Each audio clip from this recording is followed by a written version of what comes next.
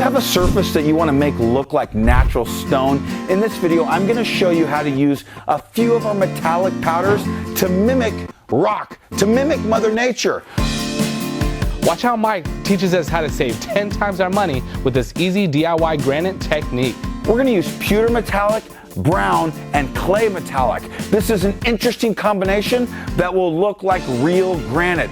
It's almost like magic. These techniques are a faux artist's secret recipe. Let's get started. You're going to look like you've been doing this your entire life. You can make any space come to life. Stay tuned. Enjoy the video.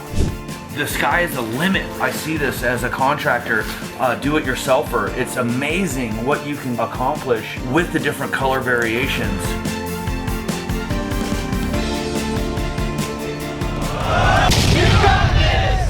All right, we have MDF, that's medium density fiberboard. That's wood. You can do this over wood, laminate, cultured marble, any surface. Just watch our videos and learn how to prep. Did you see how we created this board? We actually used MDF. We painted it with 2 coats of our actual undercoat designed for epoxy to stick to for that ultimate bond. Okay, I have 3 colors. I want to start with the color I want to maximize the least because I'm going to overlap that color. So I'm going to start with my brown, I'll graduate to the silver, and I'll end with a bang with our clay. I love our clay metallic.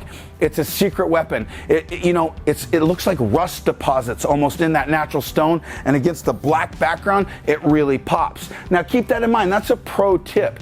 Whether you go black or white or any other base color, it's going to change your recipe dramatically. In this case, the black is going to really pop and make this look like granite. Have you seen our other recipes? We have our Uba Tuba recipe and our Baltic Brown.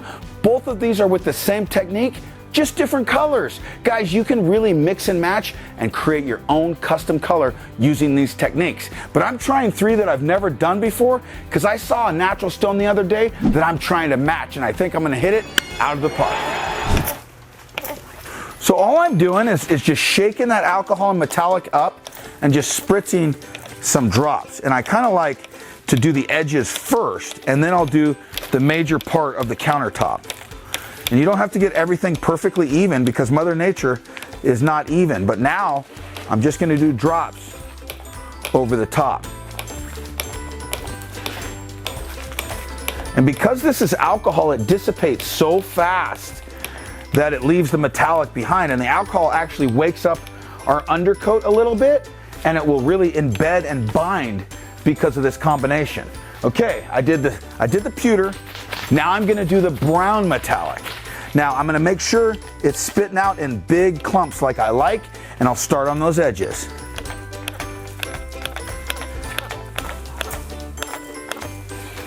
Nice. Very cool. That's looking good.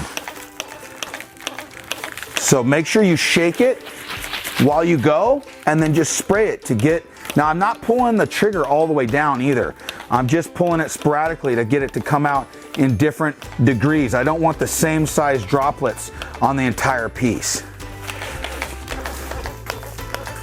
Okay, now that I've done my edges, let's start with the field. And this is a really fast process.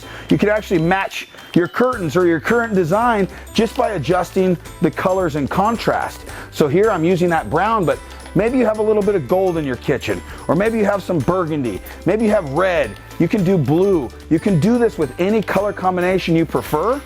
Just have some fun with it. If you're not sure, make a sample board.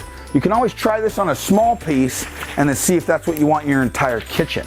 Now remember, this is just your background color. You're gonna do this again after you add the stone coat, but this is just what you're going to see through underneath. It's going to look like we're going to cover this entire thing, but we're not.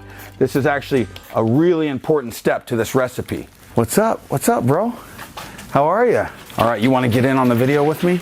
Have you ever seen me do this technique before? No, I haven't. Guys, have you met my brother, Matt? Matt has actually done a couple of Stone Coat projects, and I think you're getting more addicted, aren't you? Yeah, it's really cool. It's amazing to watch the process and all the different things you can do and how easy it really is. You haven't seen my granified technique yet, have you? No, I haven't. So this is our undercoat. We did 2 coats of black. Now I'm just using our metallic powders mixed with the alcohol, and I'm creating a faux underpainting. Wow. You see this piece right here? Like this was done with green and gold. Oh, but yeah. underneath I did a little bit of green and gold where you see through into some of that. But then I spray black and I fracture it and you get this really in-depth look. It looks a lot like granite. Isn't that cool? Yeah. I'm gonna use our clay. This is one of my favorite metallic colors that we have. So you do the edges first, or else if you do the top and then come back to the edges, you have more around the edge. Yeah. You know what I mean? Yeah, so you picture frame it pretty much. Yep. And then work the field. And then see how I'm barely pulling that trigger? Because if I pull it full on, you get that. You want more of the droplets. Yeah, you want big, big drops. And then the color you want to see most, you do last. It's already looking like granite and it's not even had stone coat yet. So it's a little bit stuck in there, so I'm gonna kind of clear my tip and then I'll go tighter back to my big drops. So it's important to shake your bottle between, you know, uses, or else it'll kind of separate in the alcohol and you get all metallic powder that kind of fills up your straw. The thing I like most about this is there's no wrong or right way to do this. You can pretty much do whatever you want.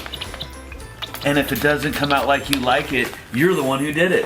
Yeah, and you know what? At this point, if I overdid it, Yeah. paint it again and do this step again. Yes. This is really inexpensive. Alcohol and metallic, you don't have any epoxy yet. Yes. So this takes just a few minutes to dry, to be ready. You can see with the light what's wet and what isn't, what's already set up. And so I'm gonna mix our epoxy. By the time that's done, I'll be ready to pour that right here on the surface. Sounds good. All right, here we go. Grab some gloves, man. All right, we're gonna do part B and then follow up with part A. We're gonna mix for 2 minutes using a drill, and then we're gonna go ahead and pour that right on the center of our piece. We'll trowel it out with our 1/8 by 1/8 square notch trowel. Then we'll chop it like it's hot. Make sure there's no sticky spots by chopping the surface. If you haven't seen how we do our clear coat, you're gonna be linked to that video as well. We have all the knowledge that you need to go pro as a DIYer. You're gonna learn to mimic Mother Nature and create natural stone with the simplified process. After we've poured this out, we're gonna go ahead and use our black spray paint. We'll fog the surface. We'll fracture that with the different color metallics. It's gonna blow your mind. If you think it looks cool now, wait till you see it then. Let's do this. Woo, here we go. This is a 1-to-1 ratio, okay? So it's a very easy mixture. If you use 5 ounces of part B, you're gonna use 5 ounces of part A. Typically I mix 3 ounces total per square foot. If you have a 15 square foot project, you're gonna need 45 ounces of resin to complete that coat. I like to do 2 coats. This coat will be my color coat where I fracture and dimple and really make this look like rock. My second coat will actually level it out like a sheet of glass. And remember, you could always add our natural looking finish, our ultimate top coat, which is the most scratch resistant, UV resistant top coat on planet Earth for this process. I love our ultimate top coat, and so do the thousands of customers that have been using it on their own countertop projects. Thanks, man. You got it? Hold that bucket. And try to just hover it just off the bottom and go full, no, a little lower, and then go full speed, and it should get pretty clear. Hey, if you're enjoying this free tutorial, hit that like button and subscribe. Help us help you. Slow it down, real slow, and rub the bottom and sides of the bucket just to get anything that's clinging to that edge. Go slower. Yep. So take this and you're gonna pour it out where you don't let it start flowing over the edge. You start here and you'll stop respectively down there and then just come straight back over what you poured out. So you basically get a big ribbon. Yeah.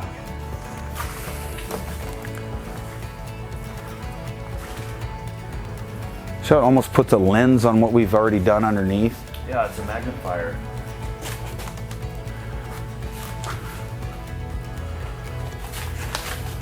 And you can let more out at a time. Look how clear it is. Like Lake Tahoe. Crater Lake up here. Oh, yeah. While right. doing this, do you suggest wearing an apron? Only Mitch's apron. Have you guys seen what Mitch wore the other night? Oh, that was man. the ultimate apron, man. Oh, yeah.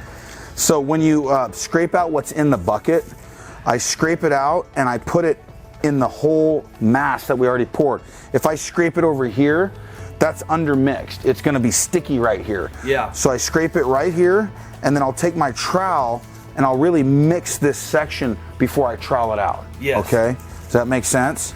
Yeah, you want to get that full mixture. Mix anything that's not mixed right on your project. But it allows me to use every drop. Yeah. You know, so I'm gonna just come here. Now I'm not pressing really hard with that trowel because I have these cool effects. And if I scrape those, it's gonna look scraped. So I'm going really light with my trowel. You see what I mean? Makes sense. Okay, when I trowel this out, I'm gonna do half, you're gonna do half. Okay. Okay, so I'm gonna start, and I'm just gonna use the majority of this. I'm not gonna push anything over the edge. I'm just gonna go close to the edge, and then I'll come back and hit the edges. Okay, so I'm barely letting that trowel touch that surface, okay? Let it float. It's just combing it. And then I'm going, see how I'm getting it right to that edge? Yes. I'm just barely going over. If I use too much over the edge, you won't have enough to do the front. So now I'm gonna push everything back to you so you can do the front half of this. See, I'm putting the trowel at an angle to move it for myself. Okay, so you go around the front and do that front side. And don't push a bunch over the front. I'll show you what to do with the excess.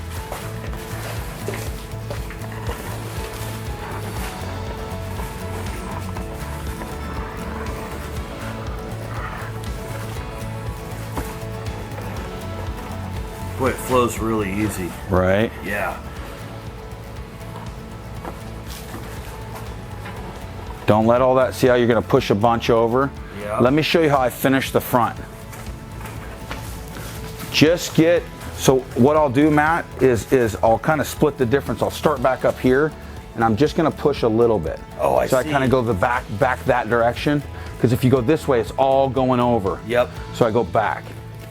You'll push the pool back towards Yep, the middle. exactly. But you got to get it over that edge a little bit. Yep. Because it'll all start to flow really fast over that edge if you let it.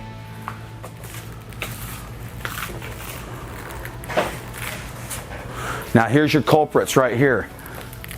Big corner miss, and so come back and just get these edges and get your corners. That's why I don't do U-turns. Oh. Okay, I'll bring it there and then I'll pick it up and turn it. Yep, exactly. Boom. And go do that at the other end. Do I carry the material with me? A little bit, not all of it, and I'll show you what to do with the rest after you get that corner. Okay, so let me show you what I do with the rest of it now. What about on this extreme corner? Don't worry about it. Okay. So what I'll do is I call it mow the lawn. I'm just gonna go very soft on the whole thing and just smooth it out where I'm not pressing down. It'll just get rid of any real high point for me. Yeah. And then I'll come back over those edges and just push a little bit over those edges. Now I'm gonna scrape over that corner. Boom. Okay, so that I get both corners done. So I come here and then I'll scrape this way. Okay, and now it's flowing. But inevitably you're gonna have a dry spot, usually at the back or a corner or the front. Chopping it, the whole thing, pushes material over everything. Now if you also come here and look down this, you see the lines from the trowel? Yes. When you chop it, it erases all those lines. I'm gonna show you how to chop, then have you do it. Okay. Come back here. So you're gonna wanna get your brush kind of saturated so it's not dry. If you start with the dry brush, you'll pull material up. Wet your brush. Okay, so I got it. You're a painter, you know that.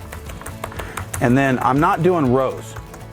Okay, I'm chopping it almost like a random orbital sander would. Where I'm doing a section, and I'm doing the entire section, but I'm not making rows that you would pick up with your eye. I'm also overlapping the edges. Okay, that way if I have a dry, see this dry spot right there? Yes. That's very common, okay? So when I hit that, it breaks the surface tension and allows everything to flow and level.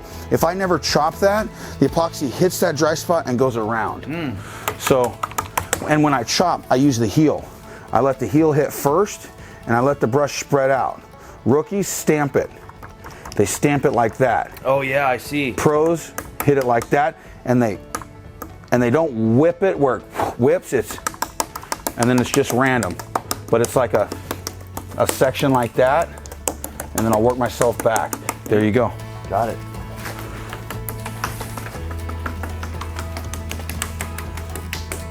You see the bubbles that we're creating? Yes. That's totally normal. I'll show you how to mitigate that in a second. Boy, this piece is coming alive. It looks cool already, right? Yeah. This is a really easy recipe. It's just a matter of adjusting colors to what you want. Could you use any colors on this? Any Get colors. The same results. Oh, it's gonna, you're gonna get the same pattern, different colors. Could you imagine if you did this over a white background or tan, or even teal, and used copper as this technique, and a little bit of green, patina hammered copper. You really, the sky's the limit on what you wanna do. What happens if you accidentally miss a spot while chopping? This is a redundant step. So, we've already mixed it, we've already troweled it. We're gonna spray paint and fog it. We really could probably get away with not doing this step, but you risk a sticky spot. You risk missing something. If we had undermixed epoxy and we're chopping the whole thing, you're actually agitating those chemicals one more time. And so in doing epoxy for the last 15 years, I used to get inconsistent results depending on how well I mixed it. And what I would do is I'd mix it forever. I'd transfer buckets. I'd make sure that everything was properly mixed, and I was super worried about sticky spots. The moment that I started chopping it, I never got a sticky spot again. I can't wait for the day that you dip your beard in the epoxy and it hardens, and you'll no longer even have to use rubber bands. That'll be nice. If you want to save money on rubber bands for your man goatee, just dip it in epoxy. It'll stay that way forever. All right, we good? Yes. All right, I'll show you what the next step is. Come around front. So see the edges got drips over the edge? Oh yeah. So now that we have a real saturated brush, Yes. all we got to do now is just brush those edges out. Oh, nice. Okay. You don't really spank it, huh? Not at all. You don't, guys. Matt said you don't need to spank the edges. Another term is chop the edges, but we could use spank. He spanked the top. Bad countertop.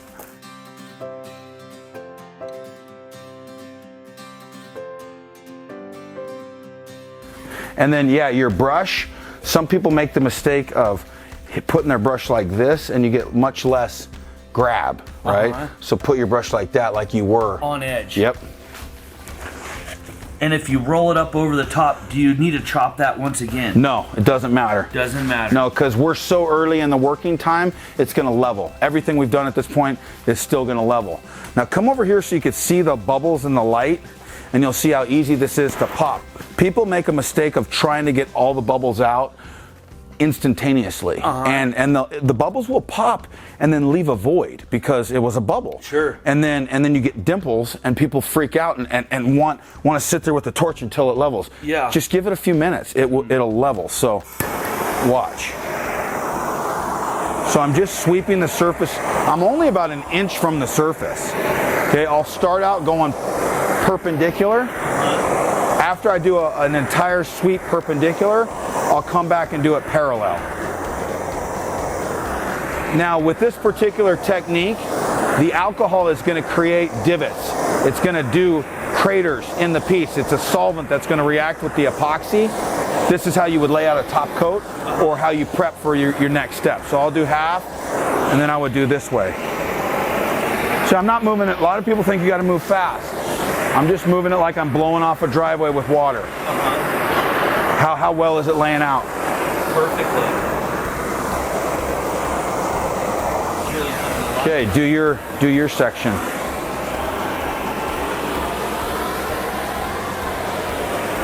Yeah, you can see the bubbles popping. Pretty easy, right? Yeah. You can use a heat gun. You can use a hair dryer for that matter, but the most effective is a propane torch. A little more overlap than you're doing. Yep. Oh, I see. You can almost see that wave right out in front of you. Yep, and now go perpendicular and speed up your pace a hair. Perfect. Perfect. That lays out like glass, right? Yeah. You know what the real test is of how well you did? How? You look at the reflection of the lights in the piece and then move that light across the piece with your eyes, and it'll tell you if you've gotten the bubbles out. So see our lights in the reflection? Oh yeah. And you just kind of move it across.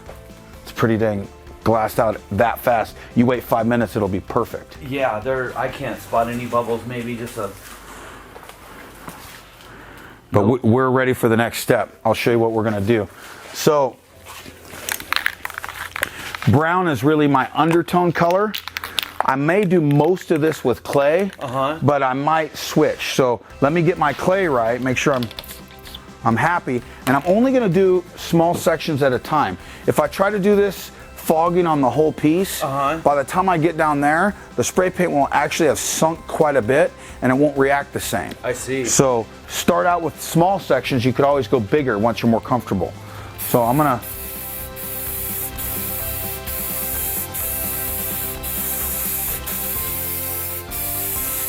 okay, I got that. Now I'm immediately gonna hit it.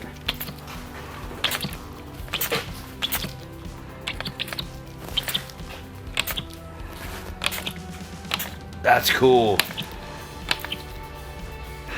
See the depth that gives you? Yes. You don't want to spray more than that. If you keep going, you'll wash it out. Okay? So I'm tempted right now to spray that again, but I'm gonna leave it alone. I see. Okay? I love that look, man. I'm gonna do this half, you're gonna do that half. Okay. So I start on that edge, okay? And then I'm gonna do what now, you see I'm not going in order, right? Like I did that one corner. See, I'm not doing like stripes, bro. I'm going that way, right? So you want to stay away from stuff looking geometric and man-made. And see how I'm barely pulling that trigger? Done. Maybe a little more right there. That is really, really cool. Yeah. Okay, I'm gonna use a little less spray paint this time.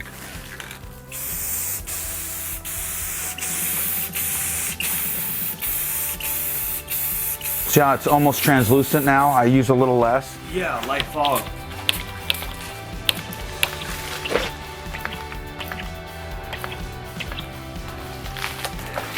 Oh, I like that color, man. Beautiful. Okay, your turn. All right. Now look at the difference. This looks somewhat cheesy compared to the looks that you're getting, but what's happening is you're seeing through. You see right here, the spray paint gets pushed away by the metallic, and you see down to that base. It gives a 3D look to it. So the purpose of that base is to make that rock right there look like it's a rock. It does. And so if I didn't do that, it would just be black right there. Oh, I see. Yeah, that undercoat really made... It comes alive when you start doing it with this style right here. Okay, hit that. See what happens.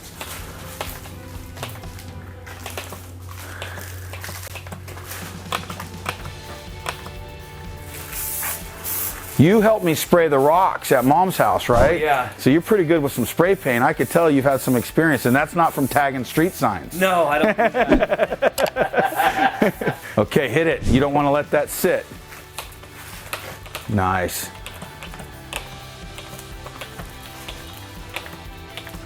Nice, bro. Nice. Move to the next section.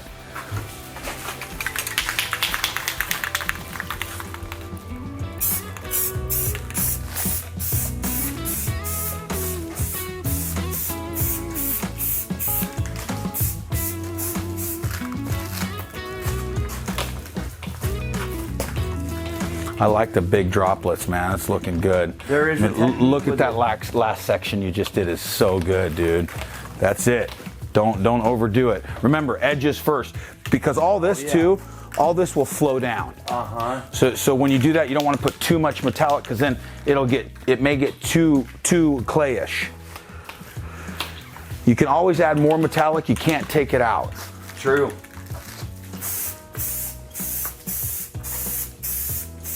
And see what the purpose of the black spray paint is? People think we're hiding everything. It gives it lacing. It gives it that rock structure. And black works the best, but white paint works, other paint works, but black does it the best. Black gloss. And we sell that right in our store too. All right, let that sit for a minute, man. You know what I might do here is just add a touch of silver in some spaces that may be a little too black for me. So I'm just gonna hit a little silver right here.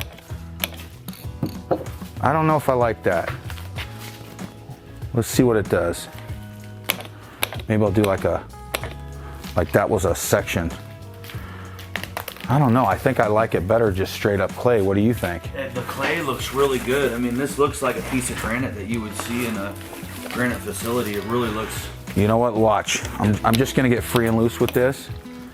Just put a little bit on this section. And then what we would be able to do is ask our client, do they want some silver in it or do they like it just clay?